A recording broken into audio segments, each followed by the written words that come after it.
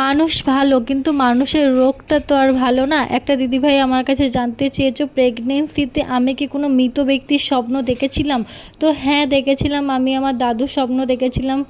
আর আমার দাদু হলো যে কি আমার প্রেগনেন্সির যখন আমার 3 মাস তখন মারা যায়। আর মরে যাওয়ার আগে রাতের বেলা আমাকে অনেক ডাকছিল, কিন্তু আমার মা বারণ করে দিয়েছিল যে রাতের বেলা তো দাদু ডাকলে তুই উঠবি না, কারণ মানুষ ভালো, মানুষের ভালো, রোগটা তো ভালো না, তুই প্রেগনেন্ট, তাই তোর যদি কিছু হয়ে যায়। তাই জন্য আমাকে ডাকার পরও আমি দাদুর কাছে যাইনি, কিন্তু আমার বাবাকে আমি ডেকে দিই যে এরকম দাদু ডাকছে তুমি উঠে দাদুর কাছে যাও। তো বাবা দাদুর কাছে যায়, গিয়ে দেখে দাদু পড়ে আছে, তুলে দেয়।